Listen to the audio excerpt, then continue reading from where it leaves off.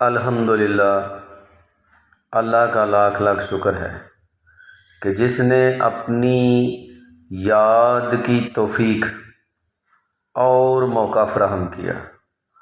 لاکھوں اور کروڑوں درود حضرت محمد مصطفیٰ احمد مجتبیٰ حبیب کبریٰ امام الانبیاء خاتم النبیین صلی اللہ علیہ وآلہ وسلم کی ذات پر کہ جن کے طفیل مالک الملک نے یہ مہربانی فرمائی۔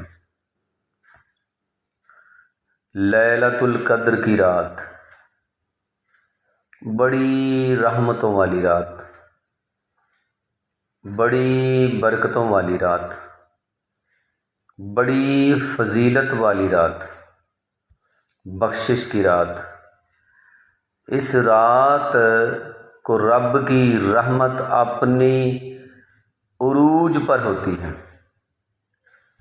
رب کی رحمت جب جوش میں آتی ہے تو اس رات میں امت محمدی صلی اللہ علیہ وآلہ وسلم کے بہت سے گناہ گاروں کو بخش دیتی ہے۔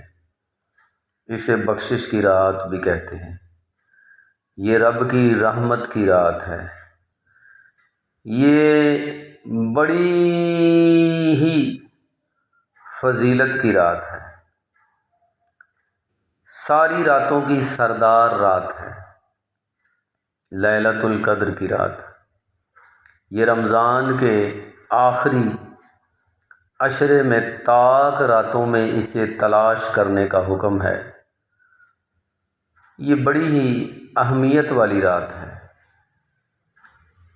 یہ رات اللہ تبارک و تعالیٰ نے امت محمدی صلی اللہ علیہ وآلہ وسلم پر بہت بڑا احسان کیا ہے، جو یہ رات رسول کریم صلی اللہ علیہ وآلہ وسلم کی امت کو عطا کی گئی ہے، کیونکہ اس رات رب تعالیٰ کی ذات امت محمدی صلی اللہ علیہ وآلہ وسلم کو بخشنے کے بہانے ڈھونڈتی ہے۔ اس رات جو اپنے رب کے سامنے جھک گیا، جس نے اپنے گزشتہ گناہوں کی معافی مانگ لی، رب کی ذات اسے معاف فرما دیتی ہے۔ یہ تمام راتوں کی سردار رات ہے اور عطا بھی تمام امتوں کی سردار امت کو کی گئی ہے۔ یہ بخشش کی رات ہے۔ اس رات میں نوافل جو ہیں وہ ادا کرنے کا زیادہ سے زیادہ اہتمام کرنا چاہیے۔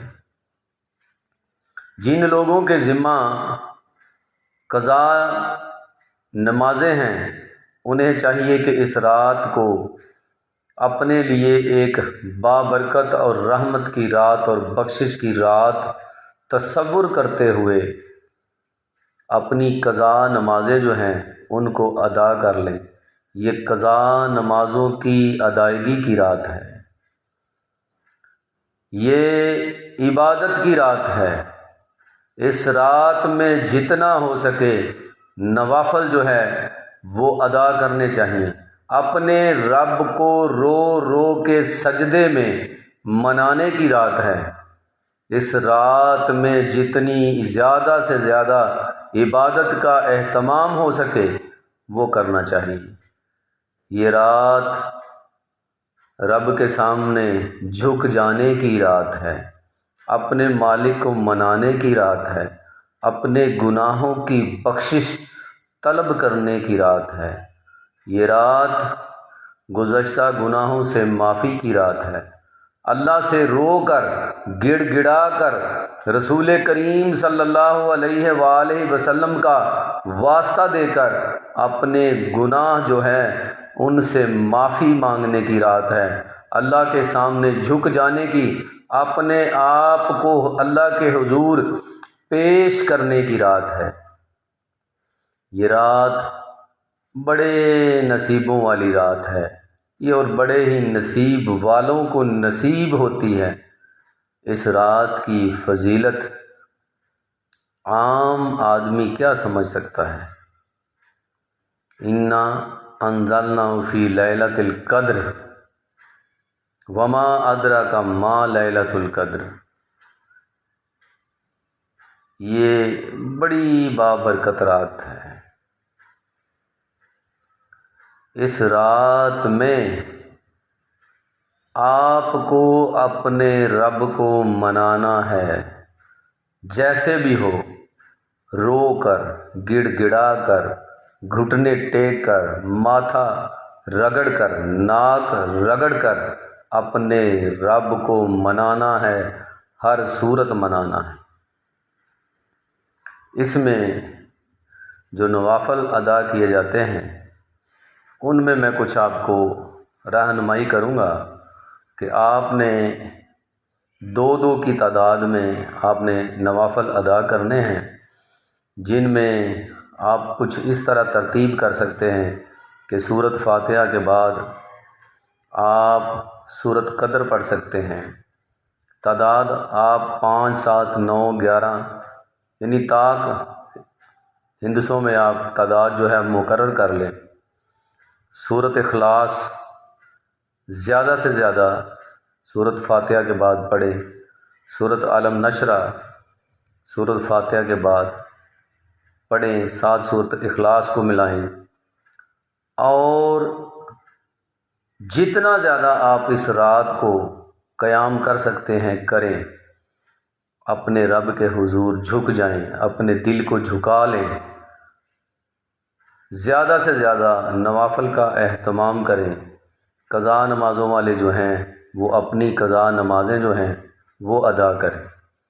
جو میں نے صورتیں بتائی ہیں سورۃ فاتحہ کے بعد آپ نے انہی صورتوں کو زیادہ سے زیادہ تعداد میں پڑھنا ہے۔